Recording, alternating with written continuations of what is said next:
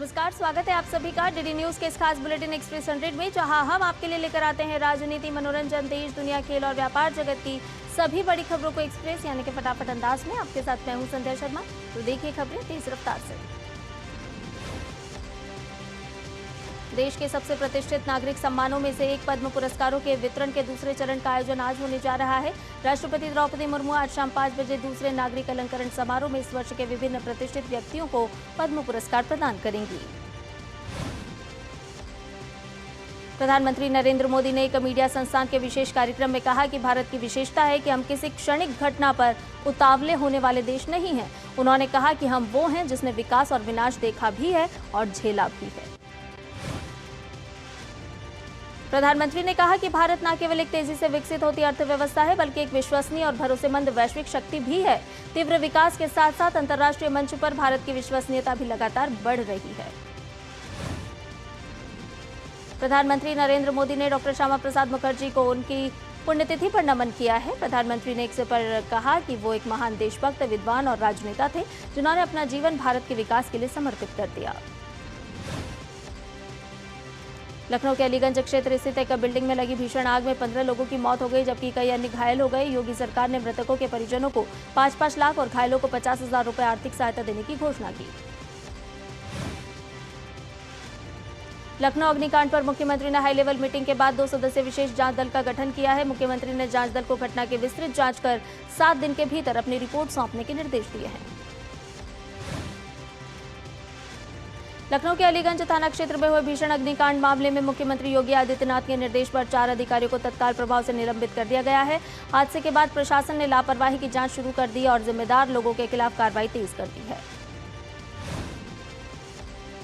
लखनऊ अग्निकांड पर पुलिस ने 3 आरोपियों को गिरफ्तार कर लिया है। पुलिस ने बताया कि मामले में अन्य कानूनी कार्रवाई जारी है। हादसे के बाद मुख्यमंत्री योगी आदित्यनाथ घटनास्थल पर पहुंचे और राहत एवं बचाव कार्यों का जायजा लिया। इसके साथ ही किंग जॉर्ज चिकित्सा विश्वविद्यालय पहुंचकर घायलों एवं उनके परिजनों से भेंट की और चिकित्सकों से घायलों के उपचार के संबंध में जानकारी प्राप्त की।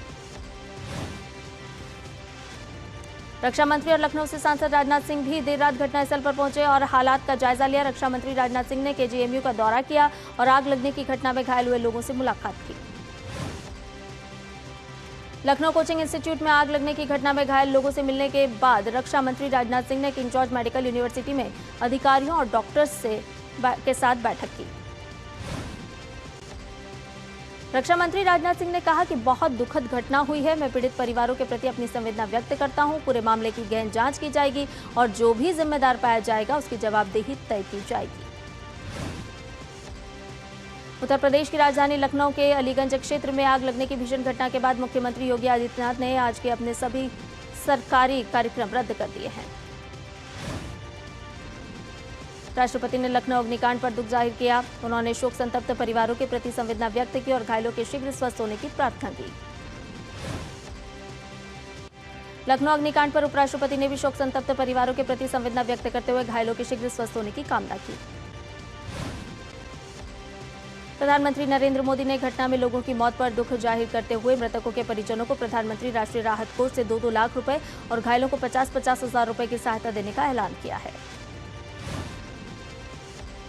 नई दिल्ली में ब्रिक्स देशों के राष्ट्रीय सुरक्षा सलाहकारों की 2 दिवसीय बैठक का आज दूसरा दिन है। राष्ट्रीय सुरक्षा सलाहकार अजीत डोभाल बैठक की अध्यक्षता कर रहे हैं। बैठक में साइबर सुरक्षा, डिजिटल खतरों, आर्टिफिशियल इंटेलिजेंस से जुड़े जोखिमों तथा अन्य गैर पारंपरिक सुरक्षा चुनौतियों पर आज भी चर्चा जारी रहेगी। ब्रिक्स देशों के राष्ट्रीय सुरक्षा सलाहकारों की बैठक के तहत राष्ट्रीय सुरक्षा सलाहकार अजीत डोभाल ने चीन की कम्युनिस्ट पार्टी के पोलित ब्यूरो सदस्य एवं विदेश मंत्री वांग यी से मुलाकात की। दोनों पक्षों ने भारत चीन द्विपक्षीय संबंधों में हाल के घटनाक्रमों की समीक्षा की। ईरान की सर्वोच्च राष्ट्रीय सुरक्षा परिषद के रक्षा मामलों के उप सचिव गदिर निजामीपोर ने भी नई दिल्ली में राष्ट्रीय सुरक्षा सलाहकार अजीत डोभाल से मुलाकात की। विदेश मंत्री डॉक्टर एस जयशंकर ने रविवार रात कतर के राजलाफान औद्योगिक शहर में हुए विस्फोट में भारतीय नागरिकों सहित अन्य लोगों की मौत पर गहरा दुख व्यक्त किया है। सोशल मीडिया पोस्ट में डॉक्टर एस जयशंकर ने लिखा है कि दोहा स्थित भारतीय दूतावास कतर के अधिकारियों के साथ लगातार संपर्क में है और इस त्रासदी से प्रभावित भारतीय नागरिकों के परिवारों की सहायता का प्रयास कर रहा है। कतर के रास लाफान में एलएनजी गैस प्लांट में भीषण धमाका होने से 12 भारतीय नागरिकों समेत कई लोगों की मौत हो गई। इस घटना में कई लोग घायल भी हुए हैं। घायलों की हालत फिलहाल स्थिर बताई जा रही है और उनका इलाज चल रहा है। भारत का दूतावास भी मामले पर नजर रखे हुए है और प्रभावित लोगों की मदद कर रहा है। साथ ही मृतकों के शव जल्द भारत भेजने की प्रक्रिया भी की जा रही है। गृह मंत्री अमित शाह ने अपने एक पोस्ट के माध्यम से कहा कि देश की एकता और अखंडता के प्रखर उपासक जनसंघ के संस्थापक डॉक्टर श्यामा प्रसाद मुखर्जी जी के बलिदान दिवस पर उन्हें कोटि कोटि नमन।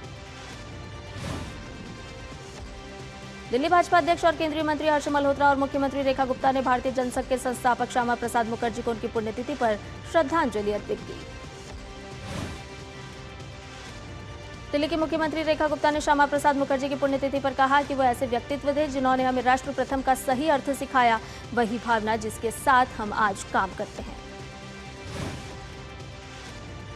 पश्चिम बंगाल की राजनीति में बड़ा घटनाक्रम सामने आया। तृणमूल कांग्रेस के बागी नेता ऋतुव्रत बनर्जी के नेतृत्व में न्यू टाउन के एक होटल में हुई बैठक में कई अहम फैसले लिए गए। बैठक में ममता बनर्जी को कथित तौर पर पार्टी के चेयरपर्सन पद से हटाकर अरूप रॉय को अध्यक्ष नियुक्त करने और अभिषेक बनर्जी को महासचिव पद से हटाने का प्रस्ताव पारित किया गया। गुजरात में आज से शुरू होने वाले 3 दिन के शाला प्रवेशोत्सव और कन्या केलवणी अभियान के दौरान राज्य भर के स्कूलों में लगभग 28.58 लाख बच्चों का नामांकन किया जाएगा। मुख्यमंत्री भूपेंद्र पटेल वडनगर के बीएन हाई स्कूल से इस राज्यव्यापी अभियान की शुरुआत करेंगे। इसके अलावा हरियाणा कैबिनेट ने हरियाणा राज्य महिला आयोग संशोधन अध्यादेश 2026 को लागू करने की मंजूरी दी। इसके तहत हरियाणा राज्य महिला आयोग अधिनियम 2012 की धारा 3(2)(b) में संशोधन करके गैर सरकारी सदस्यों की संख्या 5 से बढ़ाकर 7 कर दी गई है। बिहार के प्रारंभिक विद्यालयों में कक्षा 6ठी से 8वीं तक शिक्षकों की उपलब्धता को लेकर नई व्यवस्था लागू की गई है। शिक्षा विभाग ने उच्च प्राथमिक कक्षाओं के लिए शिक्षकों की संख्या और विषयवार आवश्यकता का नया मानक निर्धारित किया है। इसके तहत अब प्रत्येक कक्षा के लिए कम से कम एक शिक्षक की अनिवार्यता होगी, जबकि विषयों के अनुसार अलग अलग शिक्षकों की व्यवस्था की जाएगी। बिहार के मुख्यमंत्री सम्राट चौधरी ने राज्य में भूजल संसाधनों के संरक्षण, प्रबंधन और सतत उपयोग को सुनिश्चित करने के लिए नई भूगर्भ जल नीति तैयार करने के निर्देश दिए हैं। बिहार के मुख्यमंत्री ने कहा कि भूजल स्तर में सुधार के लिए वैज्ञानिक एवं तकनीकी उपायों को अपनाया जाए। आंध्र प्रदेश सरकार ने स्वर्णांध विजन 2047 के तहत 15% विकास दर हासिल करने के लिए institute of financial management and research के साथ एक समझौता किया है।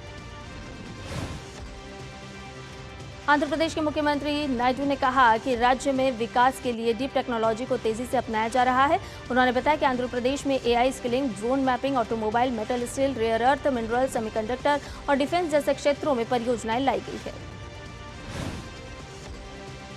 जम्मू कश्मीर के पुलिस महानिदेशक नलिन प्रभात ने आगामी अमरनाथ यात्रा 2026 के लिए आतंकवाद विरोधी उपायों और सुरक्षा व्यवस्था का आकलन करने के लिए एक व्यापक सुरक्षा समीक्षा बैठक की अध्यक्षता की। जम्मू कश्मीर पुलिस ने वार्षिक श्री अमरनाथ जी यात्रा के लिए यात्रा परामर्श जारी किया है। यात्रा 3 जुलाई से 28 अगस्त तक आयोजित की जाएगी। परामर्श के अनुसार अमरनाथ यात्रा के काफिलों की आवाजाही को सुचारू बनाने के लिए नवयुक्त सुरंग से सामान्य यातायात पर कुछ समय के लिए प्रतिबंध रहेगा। उत्तर प्रदेश में पर्यटन गतिविधियों और पर्यटकों की बढ़ती संख्या को देखते हुए योगी सरकार ने बेड एंड ब्रेकफास्ट एवं होम स्टे नीति 2025 में महत्वपूर्ण संशोधन किए हैं। नई व्यवस्था के तहत होम स्टे और बीएनबी इकाइयों के पंजीकरण को सरल बनाया गया है। दिल्ली पुलिस के विशेष दस्ते ने मंगोलपुरी में चल रहे एक कथित जुआ रैकेट का भंडाफोड़ करते हुए इस मामले में 23 लोगों को गिरफ्तार किया है और उनके कब्जे से 65,700 रुपए नकद बरामद किए। त्रिपुरा के मुख्यमंत्री माणिक साहा ने जोर देकर कहा कि कचरे का वैज्ञानिक तरीके से निपटान किए बिना पर्यावरण संरक्षण सुनिश्चित नहीं किया जा सकता। मुख्यमंत्री ने कहा कि स्वच्छ भारत का निर्माण तभी संभव है जब हर राज्य स्वच्छ रहे। पंचायती राज मंत्रालय आज जम्मू कश्मीर के श्रीनगर में सेवा से समृद्धि पंचायत आधारित सेवा प्रदायगी विषय पर एक क्षेत्रीय कार्यशाला का आयोजन कर रहा है। इस कार्यशाला का उद्घाटन जम्मू कश्मीर के उपराज्यपाल मनोज सिन्हा करेंगे। सीबीआई ने रिलायंस कमर्शियल फाइनेंस लिमिटेड के पूर्व मुख्य कार्यकारी अधिकारी देवांग मोदी और रिलायंस होम फाइनेंस लिमिटेड के पूर्व सीईओ रविंद्र सुधालकर को सरकारी बैंकों के लिए दिए गए ऋण में हेराफेरी करने के आरोप में गिरफ्तार किया है। दिल्ली के मौलाना आजाद मेडिकल कॉलेज के पीछे वाल्मीकि बस्ती तकिया काले खां इलाके की कुछ झुग्गियों में भीषण आग लग गई। फायर कर्मियों ने कड़ी मशक्कत के बाद आग पर पूरी तरह से काबू पा लिया। दिल्ली फायर सर्विस के डीओ मुकेश वर्मा ने कहा कि बड़ी मात्रा में लकड़ी का सामान और टेम्परेरी स्ट्रक्चर होने की वजह से आग तेजी से फैली। देश में दवाओं की गुणवत्ता और सुरक्षा को लेकर केंद्रीय औषधि मानक नियंत्रण संगठन यानी कि CDSCO लगातार निगरानी कर रहा है। मई 2026 की ताज़ा जांच रिपोर्ट में 159 दवा नमूने तय मानकों पर खरे नहीं उतरे हैं। गुवाहाटी के नीलाचल पहाड़ी स्थित कामाख्या मंदिर में वार्षिक अंबुबाची मेले की शुरुआत हो गई है। देश भर से हजारों श्रद्धालु, साधु संत और तीर्थयात्री इस पवित्र आयोजन में शामिल होने पहुंचे हैं। ज्येष्ठ महीने के आखिरी और खास बड़ा मंगल के मौके पर हनुमानगढ़ी मंदिर में पूजा अर्चना के लिए भक्तों की भारी भीड़ उमड़ी।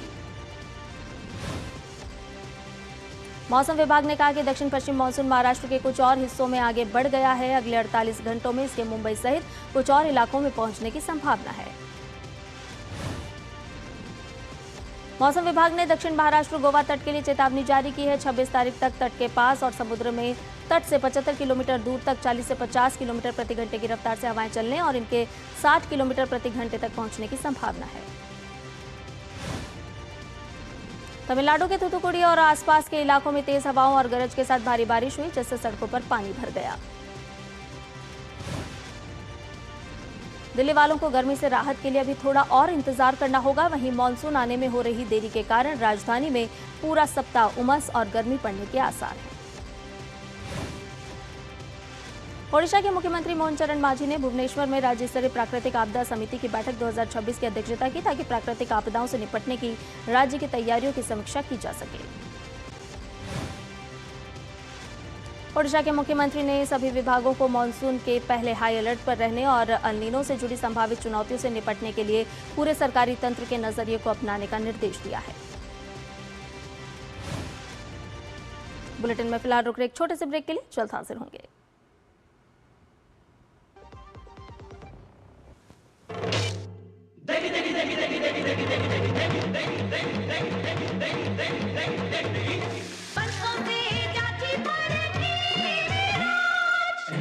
की देगी मिर्च, देगी मिर्च का तड़का, अंग अंग फड़का। MDH की देगी मिर्च। मेरी पसंद, मेरी पसंद, मेरी पसंद, मेरी पसंद, हमारी पसंद, हम सबकी पसंद। मजबूत देश का मजबूत सरिया हो गया स्टील। हर जीत की शुरुआत होती है छोटे छोटे कदमों से और हर छोटी तैयारी बदल सकती है पूरा नतीजा। क्योंकि मैदान हो या जिंदगी, छोटी से छोटी तैयारी ही देती है प्रोटेक्शन और प्रोटेक्शन ही देता है भरोसा। जैसे LIC की बीमा लक्ष्मी, एक खास प्लान सिर्फ महिलाओं के लिए, जहां छोटी बचत दे बड़ी सुरक्षा, ताकि जिंदगी के हर मैदान में आप रहें हर पल के लिए रेडी। LIC बीमा लक्ष्मी, रखे हर पल के लिए रेडी।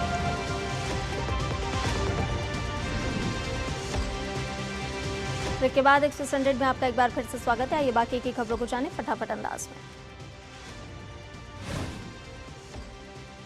पेंशन फंड नियामक और विकास प्राधिकरण ने PFRDA पेंशन सहायक नाम से एक AI आधारित शिकायत निवारण प्लेटफॉर्म लॉन्च किया। PFRDA पेंशन सहायक का उद्देश्य PFRDA के तहत आने वाली पेंशन योजनाओं के ग्राहकों को उनकी शिकायतों के समाधान के लिए आसान, सुलभ और पारदर्शी व्यवस्था उपलब्ध कराना है। भारत में चालू खरीफ सीजन में कुल बुआई का रकबा इस साल 19 जून तक बढ़कर 119.90 लाख हेक्टेयर हो गया। इस साल अब तक धान की खेती का रकबा बढ़कर 12.36 लाख हेक्टेयर हो गया है, जो पिछले साल इसी अवधि में 8.09 लाख हेक्टेयर के आंकड़े से 4.27 लाख हेक्टेयर ज्यादा है। केंद्रीय उपभोक्ता मामलों में मंत्री प्रहलाद जोशी ने नई दिल्ली में खरीद एजेंसियों और उपभोक्ता मामलों के विभाग के अधिकारियों के साथ प्याज की खरीद की समीक्षा बैठक की। सोशल मीडिया पोस्ट में केंद्रीय मंत्री प्रहलाद जोशी ने बताया कि बातचीत का मुख्य उद्देश्य प्याज की खरीद में तेजी लाने, पर्याप्त बफर स्टॉक बनाए रखने और उपभोक्ताओं के हितों की रक्षा के लिए बाजार में जरूरी दखल को मजबूत करना था। सरकार ने बताया कि नया आधार ऐप लॉन्च होने के 5 महीने से भी कम समय में 3.1 करोड़ डाउनलोड का आंकड़ा पार कर चुका है। देश भर में लोगों के बीच इस ऐप को तेजी से स्वीकार किया जा रहा है। रेल मंत्रालय ने घोषणा की कि सरकार ने ईस्ट कोस्ट रेलवे नेटवर्क के 631 किलोमीटर मार्ग पर स्वदेशी ट्रेन सुरक्षा प्रणाली कवच लगाने को मंजूरी दे दी है। इस परियोजना पर करीब 270 करोड़ रुपए की लागत आएगी।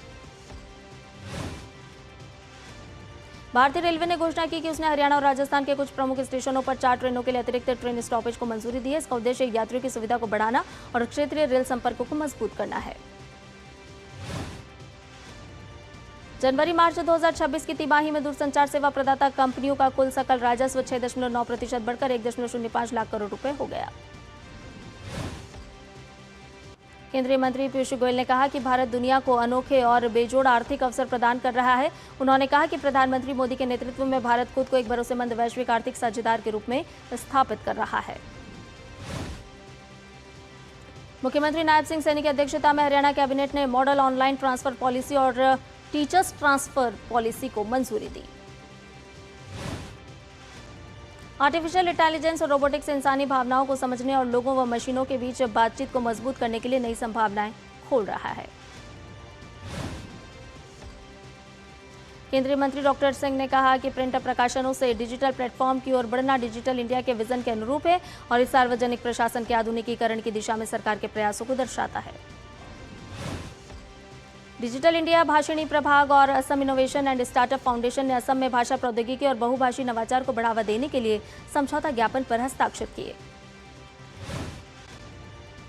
देश में अंगदान को लेकर जागरूकता और जनभागीदारी लगातार बढ़ रही है। इसी दिशा में भारत ने एक महत्वपूर्ण उपलब्धि हासिल करते हुए अंगदान के लिए 5 लाख प्रतिज्ञाओं का आंकड़ा पार कर लिया है। रसायन एवं उर्वरक मंत्रालय के अनुसार 22 जून तक देश में कुल उर्वरक भंडार 196.08 लाख टन पहुंच गया है, जो पिछले वर्ष की समान अवधि की तुलना में काफी ज्यादा है। यूएस ईरान बातचीत में रुकावट न बने, इसे लेकर अमेरिकी राष्ट्रपति डोनाल्ड ट्रंप का कहना है कि वो इस मामले को जल्द ही निपटा देंगे। उन्होंने खुद को एक प्रॉब्लम सॉल्वर बताया और कहा कि मैं प्रॉब्लम बहुत तेजी से सॉल्व करता हूं। अमेरिकी राष्ट्रपति डोनाल्ड ट्रंप ने ब्रिटेन के प्रधानमंत्री कीर स्टारमर की आलोचना करते हुए कहा कि वो विंस्टन चर्चिल जैसे नेता नहीं हैं। ट्रंप का आरोप है कि ईरान के साथ संघर्ष के दौरान स्टारमर ने अमेरिका का समर्थन नहीं किया, जिससे ब्रिटेन की वैश्विक नेतृत्व क्षमता कमजोर हुई है। अमेरिकी राष्ट्रपति ट्रंप ने कहा कि इस मुद्दे और रक्षा सहयोग को लेकर मतभेदों के कारण दोनों देशों के संबंधों में तनाव आया है। उन्होंने दावा किया कि स्टारमर के इस रुख का उनके घरेलू राजनीतिक समर्थन पर भी नकारात्मक असर पड़ा है। अमेरिका और ईरान के बीच हुए अंतरिम समझौते के बाद भी दोनों देशों के बीच तनाव पूरी तरह खत्म नहीं हुआ है। इसी बीच अमेरिकी राष्ट्रपति डोनाल्ड ट्रंप ने ईरान को चेतावनी दी है कि यदि वो समझौते का पालन नहीं करता है तो अमेरिका आवश्यक कार्रवाई करेगा। ईरान अमेरिका अंतरिम शांति समझौते के बावजूद इजराइल ने दक्षिणी लेबनान में अपनी सैन्य कार्रवाई जारी रखने के दिए हैं संकेत। इजरायली प्रधानमंत्री, रक्षा मंत्री और सेना प्रमुख ने संयुक्त बयान में कहा कि सेना इजरायली नागरिकों और सैनिकों की सुरक्षा के लिए खतरों को निष्क्रिय करने, उग्रवादी ढांचे को नष्ट करने और दक्षिणी लेबनान में सुरक्षा क्षेत्र बनाए रखने का काम जारी रखेगी। गाजा में सोमवार को इजरायली हमले में एक 16 वर्षीय स्कूली छात्रा की मौत हो गई। छात्रा अपने 11वीं कक्षा के परीक्षा केंद्र की ओर जा रही थी, तब रिमाल इलाके की एक व्यस्त सड़क पर हुए विस्फोट की चपेट में आ गई। कनाडा के मॉन्ट्रियल शहर के एक यहूदी बहुल इलाके में सोमवार को ही गोलीबारी में एक पुलिस अधिकारी, एक नागरिक और हमलावर समेत 3 लोगों की मौत हो गई। ब्रिटेन में प्रधानमंत्री और लेबर पार्टी के नेता कीर स्टारमर ने इस्तीफे के बाद वरिष्ठ नेता एंडी बर्नहाम ने पार्टी नेतृत्व के लिए अपनी दावेदारी की आधिकारिक घोषणा कर दी है। नए प्रधानमंत्री के चयन की प्रक्रिया अगले महीने शुरू होगी। अमेरिका और ईरान के बीच अंतरिम शांति समझौते को लागू करने के लिए स्विट्जरलैंड में तकनीकी स्तर की वार्ता शुरू हो गई है। दोनों पक्ष 60 दिनों के भीतर अंतिम समझौते तक पहुंचने के लिए एक रोड मैप पर सहमत हुए हैं। अमेरिकी उपराष्ट्रपति जेडी वेंस ने कहा कि बातचीत ने अंतिम समझौते की मजबूत नींव रखी। उन्होंने दावा किया कि ईरान अंतर्राष्ट्रीय परमाणु ऊर्जा एजेंसी के निरीक्षकों को फिर से प्रवेश देने पर सहमत हुआ है। स्पेन में सोमवार को भीषण गर्मी पड़ी, क्योंकि लू चलने से देश के अधिकांश हिस्सों में तापमान 40 डिग्री सेल्सियस से ऊपर पहुंच गया और दक्षिणी स्पेन में अधिकतम तापमान 42 डिग्री सेल्सियस तक पहुंच गया। पेरिस और आसपास के इलाकों में सोमवार से भीषण गर्मी की लहर शुरू होने के कारण रेड अलर्ट जारी किया गया और सार्वजनिक स्कूल भी दोपहर में बंद कर दिए गए। लोकतांत्रिक गणराज्य कांगो में इबोला के पुष्ट मामलों की संख्या 1000 से अधिक हो गई है। स्वास्थ्य मंत्रालय की रिपोर्ट में बताया गया है कि करीब 365 मरीज अस्पतालों या आइसोलेशन केंद्रों में इलाज करा रहे हैं। हंगरी के प्रधानमंत्री पीटर मैक्यार ने कहा कि उनकी सरकार संविधान में बदलाव करके राष्ट्रपति को पद से हटाने की प्रक्रिया शुरू करेगी। उन्होंने बताया कि शरद ऋतु में सरकार संविधान में बड़े सुधार लाएगी।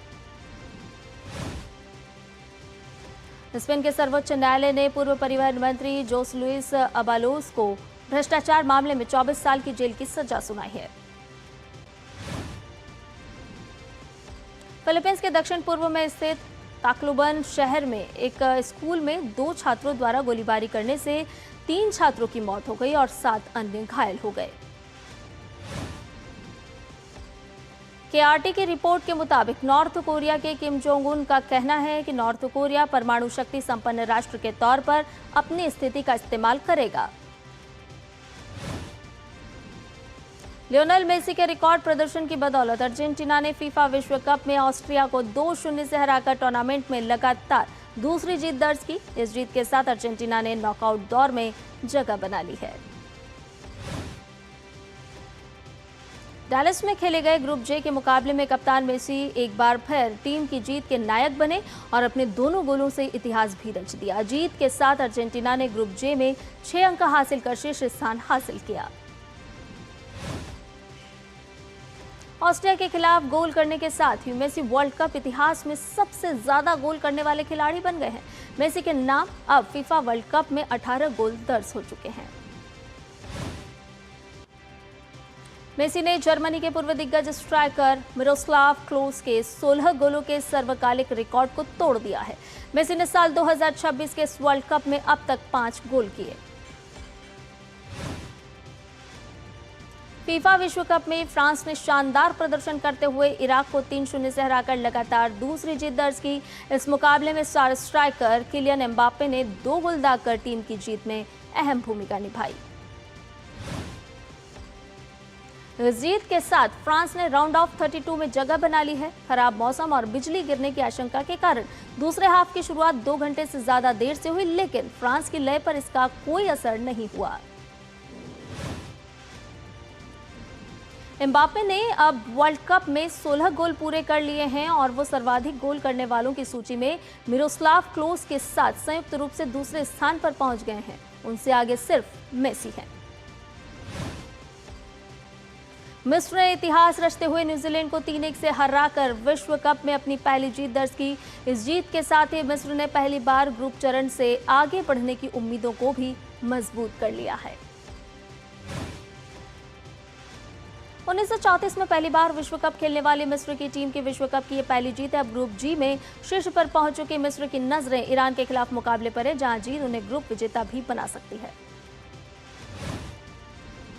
नॉर्वे ने सेनेगल को 3-2 से हराकर लगातार दूसरी जीत दर्ज की और राउंड ऑफ 32 में अपनी जगह पक्की कर ली है। अर्लिन हलांड ने 2 गोल दागकर जीत में अहम भूमिका निभाई।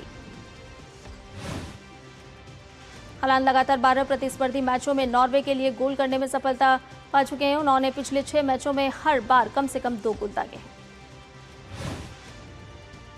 भारतीय पुरुष हॉकी टीम आज FIH प्रो लीग के लंदन चरण के शुरुआती मैच में चिर प्रतिद्वंद्वी पाकिस्तान के विरुद्ध जीत की लय को बनाए रखने की कोशिश करेगी। 2024 के बाद पहली बार भारत और पाकिस्तान आमने सामने होंगे।